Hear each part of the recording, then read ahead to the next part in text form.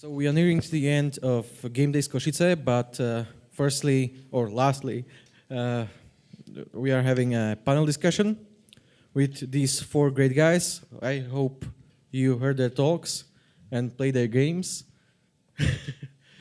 And they will be talking about self-publishing, since all of them self-published their games. And, well, enjoy. And I guess I'm the master of ceremonies here, so hey again, Mikael Haveri from Housemarque. Self-publishing on PC and console mainly. But maybe you guys can introduce yourself and just say the titles and the platforms and so on. So good evening, I'm Peter Adamčík, and I'm self-published two titles, one Emissions Hind for PC and Xbox One, and the last title, Soviet Republic for PC. Hi, my name is Tibor. I'm on behalf of Fatbot Games here. We released the game Vaporum on the PC by ourselves, and then we used publisher merge games for the console releases afterwards. Hi, my name is Lukáš Sedlák, and I've published or co-published and developed mainly the pixel art retro shooter Helmut, Badass from Hell. And previously I self-published one small mobile app where I learned how difficult is mobile publishing. All right, so everybody here has published something. That's we can track that off. But some of you did more self-publishing, and you had a publisher as well. For the consoles. For the consoles. For the consoles, yeah. Okay, and you published everything yourself. Yes, but for example, Emissions Hind was on PlayStation 4 released, I think, by the publisher. Or partially, only retail. So let's say that one common thing we have is, I think we all published on Steam.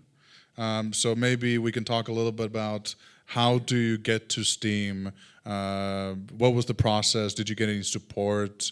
What were the challenges of that? Because it has been quite a popular platform. Now there's competition. Are we looking at the competition as something else to expand to, or what are your thoughts on that? Oh, so okay, we are doing rounds. Okay. I mean, we can however you feel comfortable. Yeah. Okay, so basically, I don't know. Personally, myself, I didn't have any technical difficulties. Some of the registration was made by Peter and his Greenstone company, and basically we got the access to the Steam publishing console. So it was pretty much straightforward way from there. The Steam has the tooling to upload your video game via Steam console and stuff like that to make easy updates. So from this perspective, it was like so it's easy to get in there. People help you out to get there, but then once your game is on Steam, that's when the problems. Yeah, well, basically the main problem is if you do not have already built a community around your game and making on your own some interest about your game, you're pretty much screwed, right? Because basically you will publish the game and suddenly you have some sales at the first week because Steam is making some highlights and the recommendation engine is showing your game to some people. Some people have your game in the wish list, but if you do not have already gathered a really strong community, the sales suddenly drop after 1 week. And in the end, what are the options? There's community, like the Steam community or your own Discord, and then there's the video game blogs. You can do press type things, put out trailers. Have you had any experience of what works or what doesn't? Or Well, for us, the way to Steam was weird because we were still in that time. We went through Greenlight and we got greenlit, and 1 month or 2 months after that, they created the $100 charge, and then you could release the game there, and that was quite horrible because we We used a lot of resources for the green light stuff, and also the discoverability on Steam is horrible. It's really bad, especially for small teams like ours.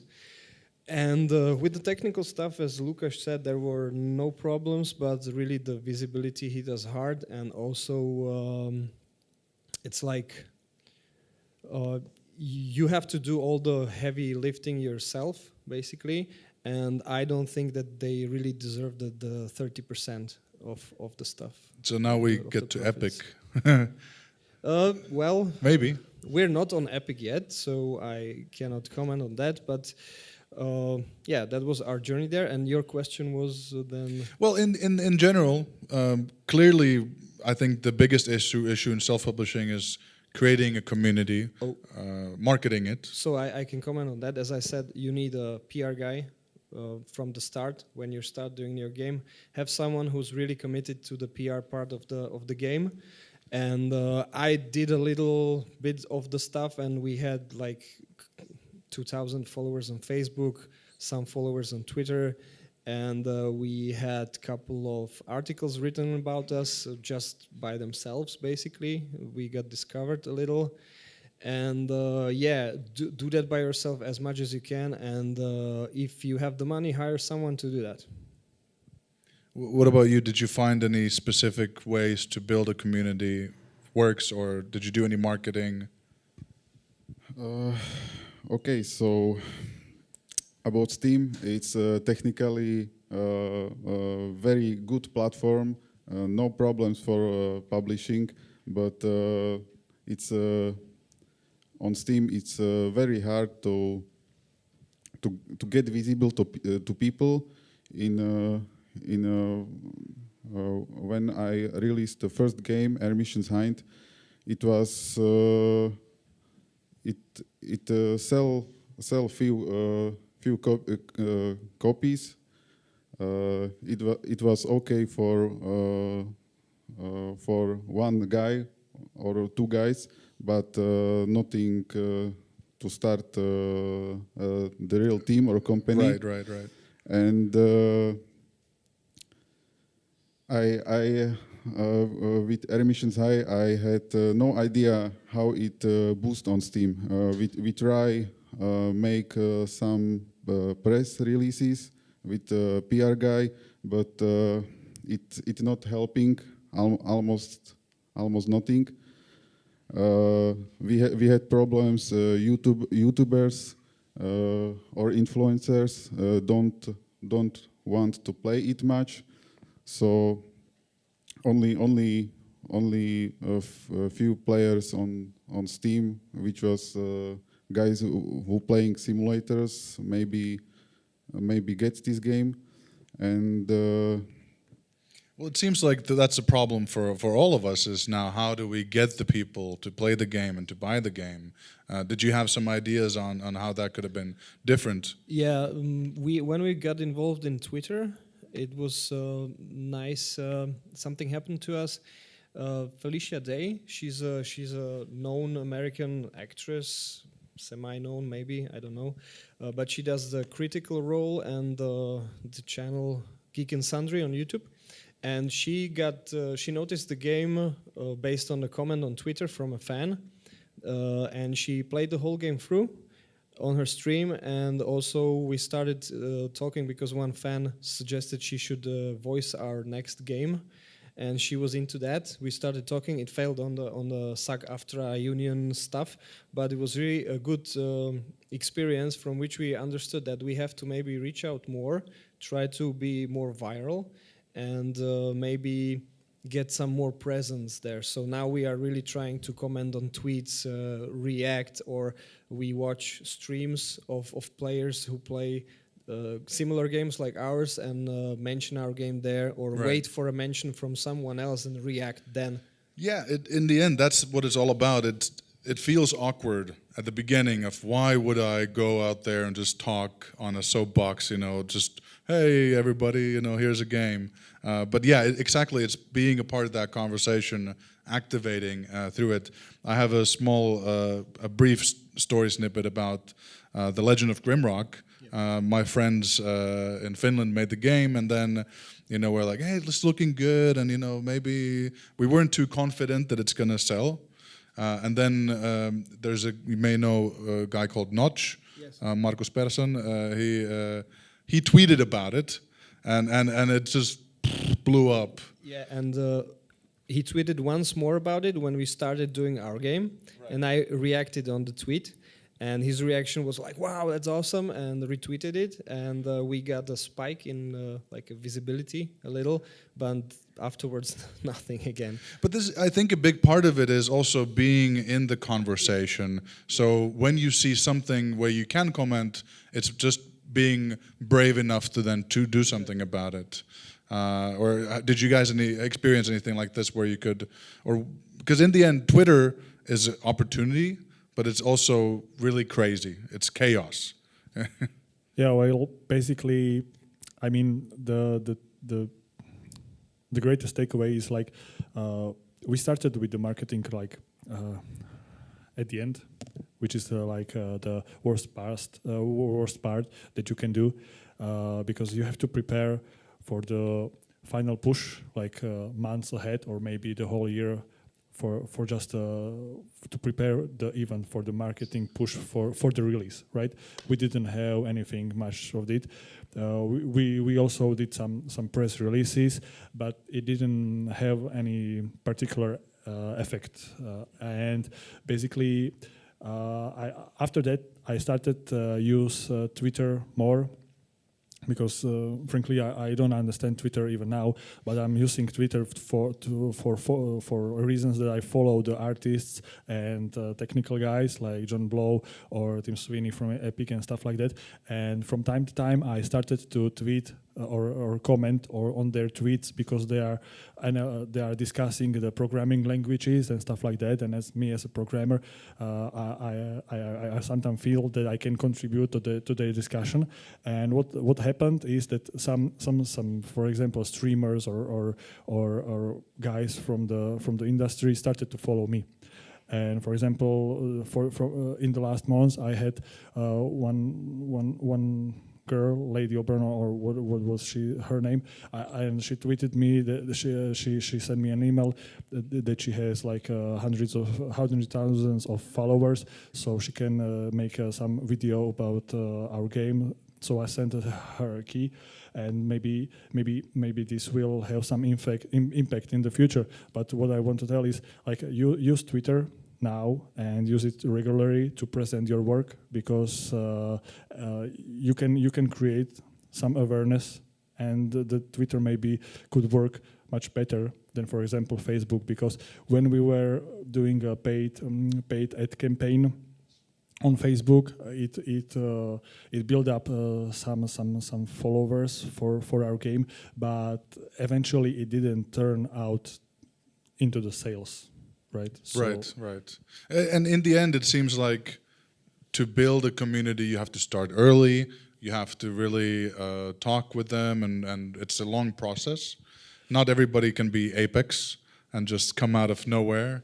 Yeah, because the greatest thing that we as a creators we are doing it bad, is that we are making our games with a passion. And we are focusing so much on the technical stuff of the game, and our games come out and they have like 8 out of 10 and very good reviews, but they are not selling well. And the reason is that you have to look on making game as a business first, right? You are making a toy for some group, and if you don't have the user group at the beginning, then you don't know for what are you making the toy, how big is your audience, how much revenue you can get out of them, and how big traction you can create. So basically you have to turn your head around, and even if you are a creator, you have to think about business first. Yeah, and this is the thing, that sometimes social media can feel like an extension of analytics, where you get feedback and you can improve your product. But in the end, it's a communication tool to spread the word. One platform that hasn't been discussed or mentioned yet is Reddit. Everybody's probably heard of Reddit to some extent. When I started marketing at Frozen Byte, trying the series, that was a long time ago, but I was very proud, and I gave speeches on the fact that I got to the #1 spot on Reddit. And I got there by commenting on a post by Notch. Again, but they had this in Sweden, and Minecraft, or the offices there, they had this formal Friday, so they wore suits. And somebody posted it on their Twitter, but of course somebody posted it on Reddit then as well. And I thought that it didn't really look like an indie game company where everybody's wearing suits. And then I told my co-worker, I gave him the camera and I told him to take a picture of me. And that day in our offices, our air conditioning was broken. It was very hot, and I had like old beer cans lying around, and I was in my wife beater shirt, very sweaty.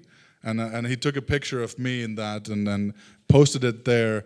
And the headline was, "I see your new office, Notch, and I raise you with the Frozen Byte office with the broken air conditioning." And we got more views than the original picture did.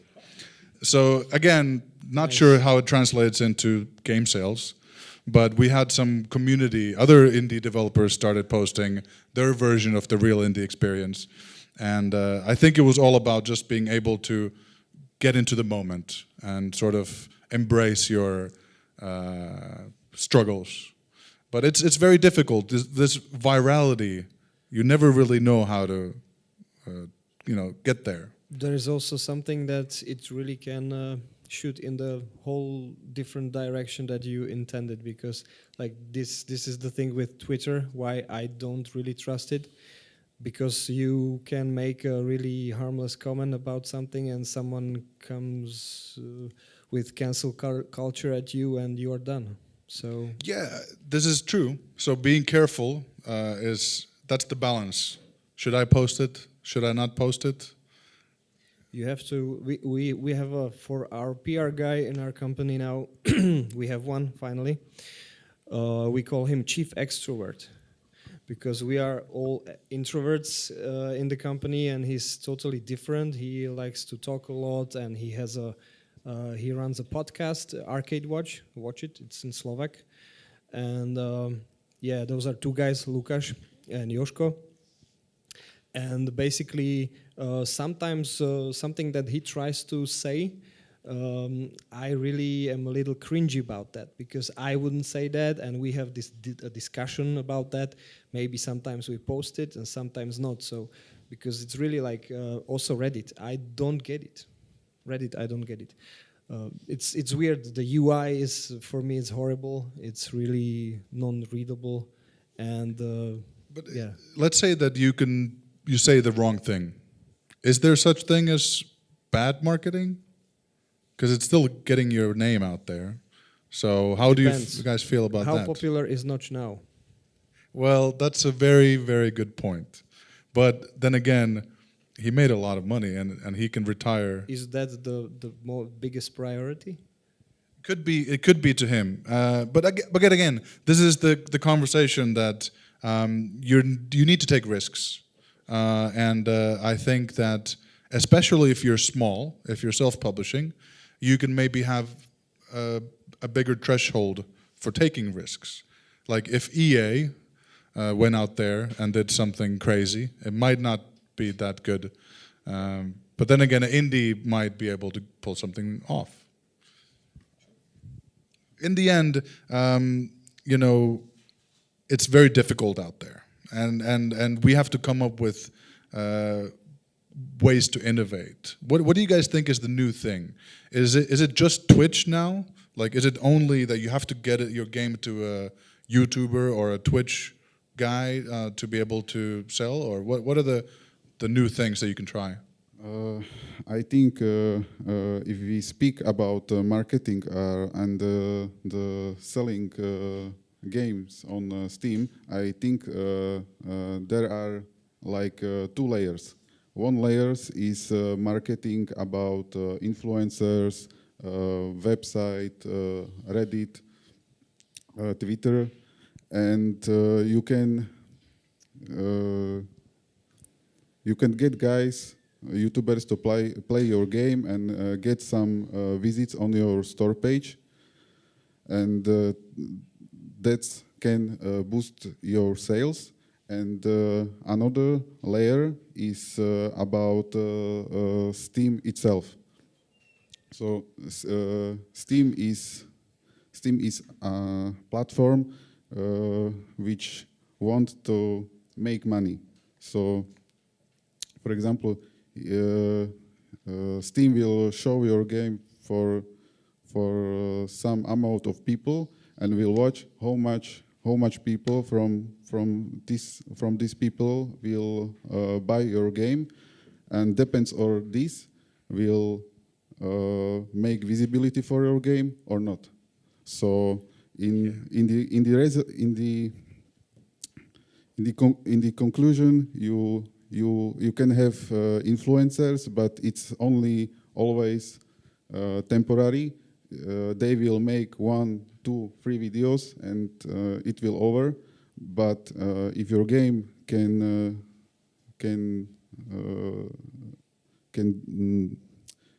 make good sales for Steam, Steam will push your game forever, until it will make money. That's a good point. It's very difficult to get your game visibility even on Steam. Steam has systems in place where, for example, they support content updates. If you push new content to your title, then they will give you more opportunities to do these free visibility rounds that help to get your game on the front page and so on.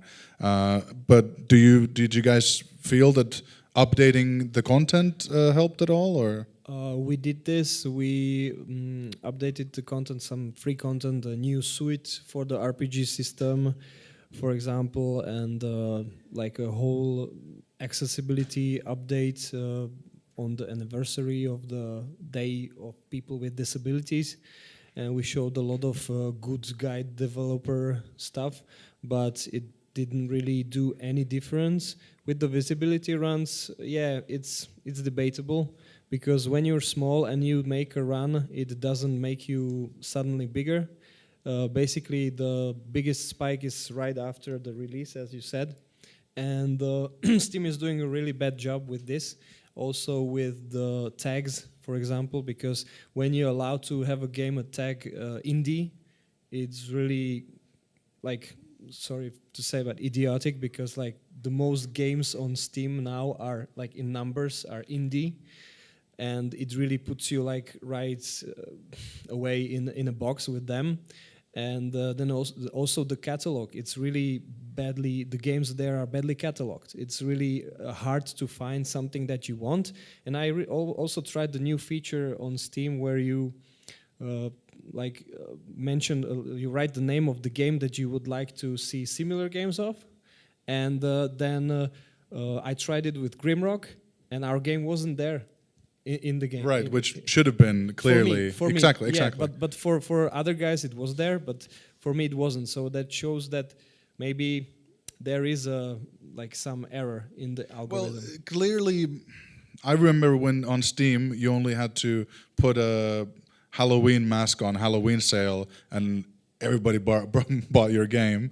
One of the things that I learned at Frozen Byte was that there wasn't any 80% sales before kind of we started doing it, and now it seems like the whole industry has gone into these crazy sales, which also can boost your sales numbers, but it doesn't devalues the games. It devalues the games, and you need to have some knowledge out there before you can even start that as well. So I mean, not saying that Steam is broken, but it is.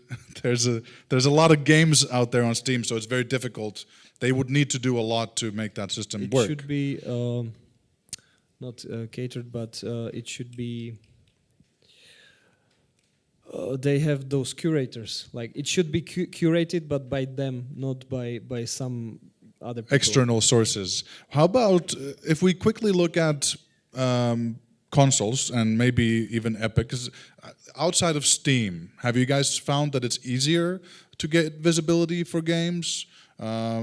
As a self-published, a studio, you need to be able to at least focus on something. So what have worked? Yes. For my previous title, which for Air Missions, we first come to Steam as early access, and it was just a few bucks on Steam, and then I get opportunity to go to Xbox One as indie publisher, and I was skeptical. I was think it will maybe make some money, but I was not expecting it will more than on Steam. But I was surprised because on Xbox that times was released like 1, 2, 3 games every day, and those games are visible for everyone who have visited library. So was even without marketing like on Steam, it was much more sales and much more easier to sell something. Visibility, yeah. Did anybody try campaigns like Humble Bundle or other things? Did they work? We are on the Humble Store, but we haven't been in Humble Bundles yet. Okay, because now it seems like there's Xbox Game Pass and other things where they pay you a fixed amount, similar kinds of things out there that you can get your game onto.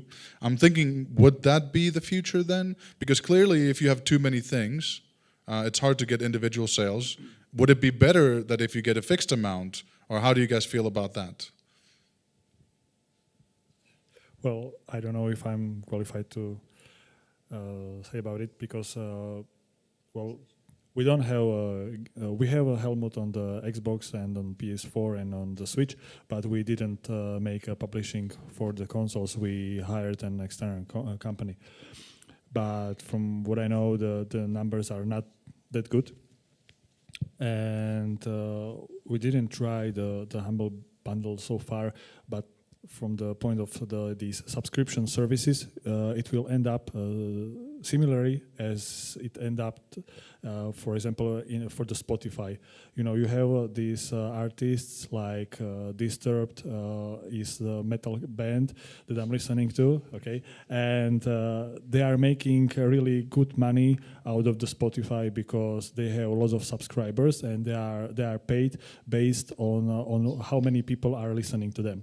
So basically, you will just push the problem elsewhere because from the subscription, the only profiteers will be this small amount that will be able to gather enough attention for the games. So it's a hit-driven industry, yeah, and only 1% can make the real money. And if I can go back to the Twitch stuff and marketing, you know, the Steam also works in the same or in the similar way like Google Play now or App Store, right?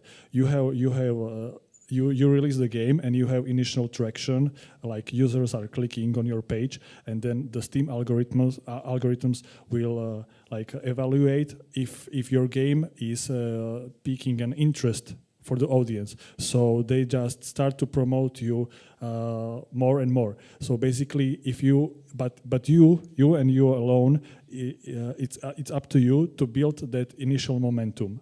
And the streamers, if you can create a strategy that the streamers will stream your game in much about the same time, you could create this momentum that at least people will care about your game and will start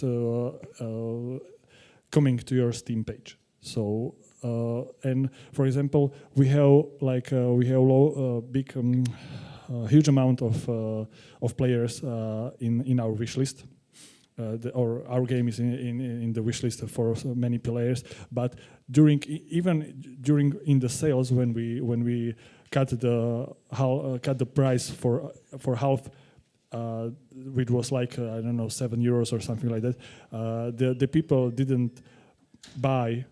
So I don't think. I think not even some. It was really a small number during the sales, because the sales created this thing that people are now having like huge backlogs of the games that they didn't play and bought during the sales, and now like they have too much options and not that much time. So Yeah, I mean it's a good point. It seems like the message that we're delivering now is don't self-publish, or it's at least going to be very difficult. It's not an easy thing. People will not likely find your products, and the only cure seems to be just activating an audience, keeping persistent, and trying to get the message out there. I'm wondering if there's any future things that will make it easier. Maybe we should all just go into this Apple model of things where you just put advertisements into each other's games, and you do on A/B testing on kind of graphics to see if you psychologically can get into their minds a bit better and lose the whole art form. That's manipulation, basically. Right. I mean, but manipulation has been proven to work. No, as a joke, of course. But this is the indie industry is always changing. Everybody has more tools at their disposal. In the end, I think the people who do stand out are the ones who can creatively use them. You know, there's always new social media that I don't even know about because I'm older, and then somebody breaks through on Instagram or TikTok or whatever. So I think there's always opportunities out there. And one thing that indies have now is more tools as well. Maybe one interesting thing is to understand that before we used to do games just as a creative thing, like you had a programmer, an artist, an animator, and a storyteller basically, and you had a finished game. You only had to sell it, right? Now with the rise of social networks, basically in our lives, we all use it. Maybe this is just one more module that you have to plug into your work in game design and game development, and see it as a worthy thing that you have to count with. An extrovert in the team. So you have a coder, an artist, and an extrovert. Exactly. I think that's a very good sort of lesson to leave on. In the end, it doesn't come naturally to all of us, but we should definitely not forget it when we start thinking about putting a product out there. How do you guys want to go? Would you like to do some Q&A? I mean, there will be opportunity to go for questions for the guys up here. I think the manager's already left. I wasn't sure how much we're running on time, so I was just wanting to check on these guys here as well. yeah, but he can't tell anything because he gave me a microphone. So. Oh, he gave you the only microphone. You know, we could just talk here for the rest of the night. Only thing I need is a case of beer here, and we will be good. There are some things in the industry that are bothersome. I think we can be non-diplomatic about that as well here. I think we can open up some of the bigger issues. Would you guys want to just open the floor and go to say what should Steam do differently? Like, is it a lost cause, or will you go back? If you made a new game now, and Epic told you that here is $200,000, you have to do 3 months exclusivity, would you do it? I mean, this is like no-brainer. Of course, I will do it. Yeah, but why? What are the entry data? Like, what's the entry data? Like, how much did I spend to make the game? I don't know how much revenue I'm expecting to. I really don't know if they look at that. From probably they do, because when you talk to them, they should give you an offer that obviously is unrefusable. Sure, let's assume that. But for example, if we take something like PS Plus, couple of games a month. How much do they pay you? Well, it's a fixed fee for everybody. I don't think they give you, I don't know. And if I knew, I shouldn't say. But let's assume that it's a fixed fee. I have no idea.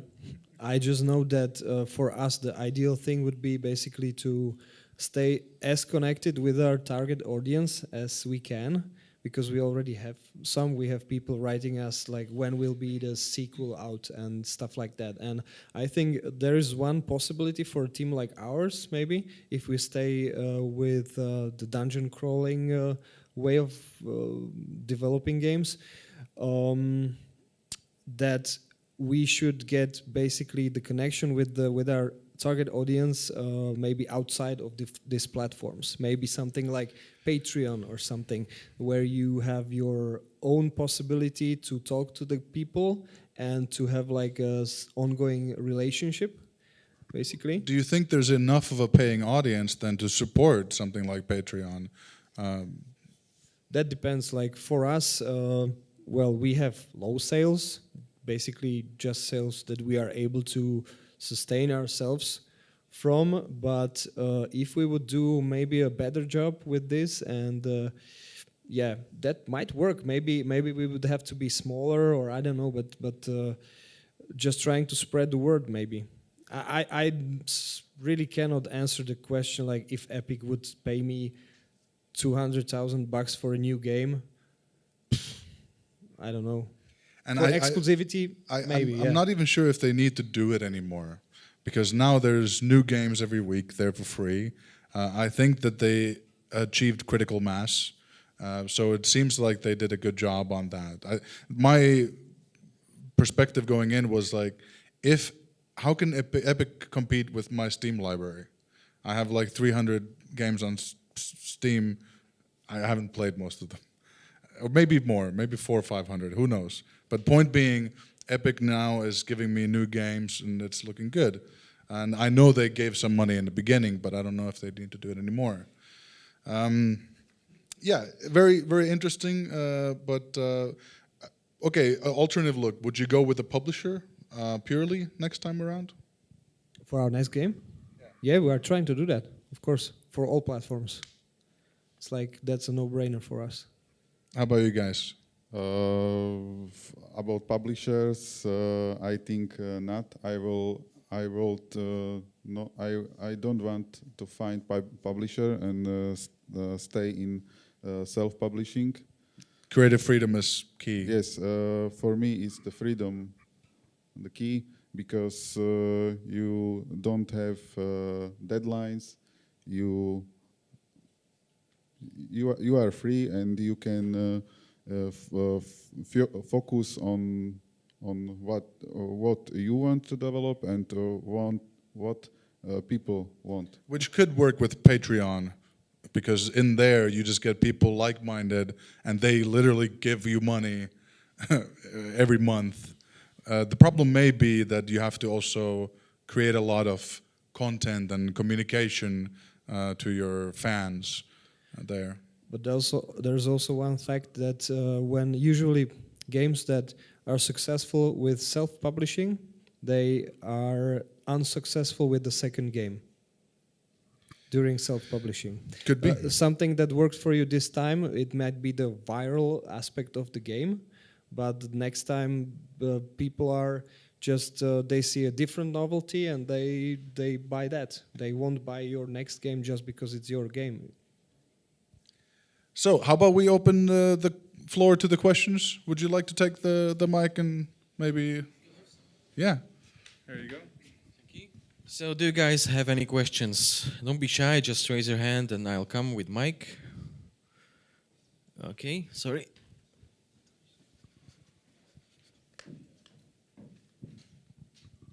Hi. It's not a question, like more like a comment on the marketing stuff. Like because I can tell like two examples we got with Huchel. For example, like the one is that we got some really famous streamers playing the game, and like it has millions of views. I think, I'm not sure, but it does nothing in the sales, like literal nothing. So, and the second thing was like you probably heard about the thing with changing the color of Huchel. And we also were thinking like, will it change the sales? Will they go up or will they go down? And it also did nothing. So, yeah. So the thing is, that, for example, the streamers, I think that they are not working for every type of the game. Like you should literally have the game that fits this idea. And for us, it didn't work because like the Amanita games mostly are linear. So like when the people just watch it, the streamer, then they don't have to buy the game. So The game has to be streamable. yeah. Yeah, and this is something that you have to have in mind if you are making game that it's good, it's streamable at the beginning.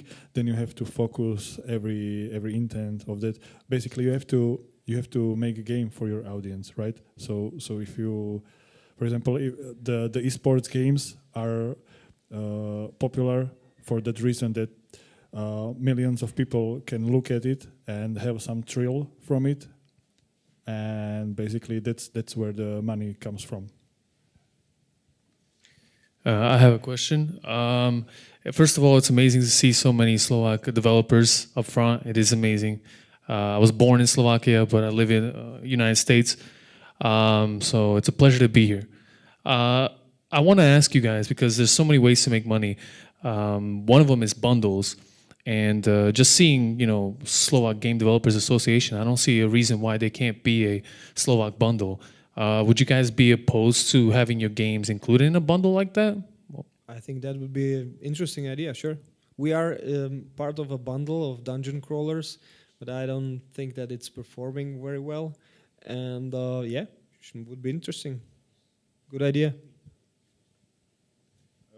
Yes, maybe I like bundles, and I think it's a good idea, but I like bundles for old games. I think if you release the game, you should be not include it in bundle, for example, for 1 year, 2 years, maybe depend on success, and only go to bundle if your game is older and you can get your game to more people. Or maybe bundling it with your old game together, like Yes. your own. Yes, can be. Yeah, you should always bundle your old games with your new game because that's always like just more revenue. We did in Finland. We did this 100-year Finnish independence bundle. We tried to get 100 Finnish Steam games into it.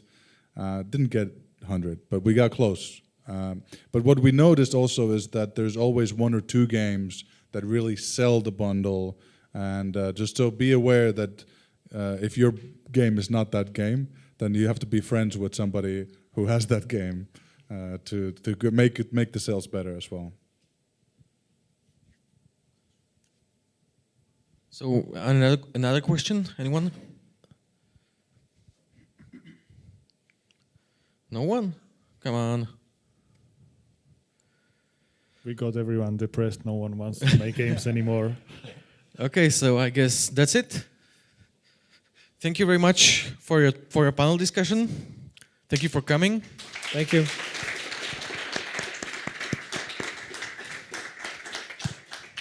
And thank you all for coming. And I would like to invite Peter Adamčík to stage to say a few final words. So first of all, thank you all for coming. Thanks our great guests, foreign guests who took long ways to come over to Košice, Little Košice.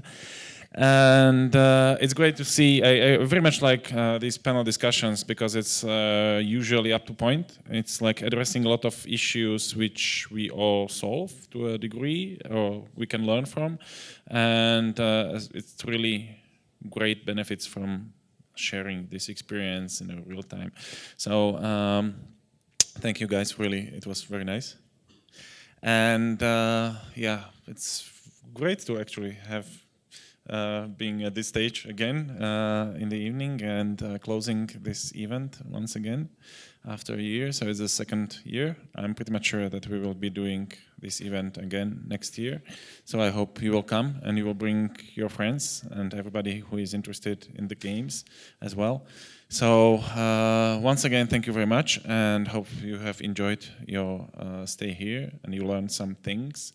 And if you have some ideas or some thoughts about how to improve these events or how to improve the industry and such, don't hesitate to get in touch, and you certainly can find us on Facebook or whatever.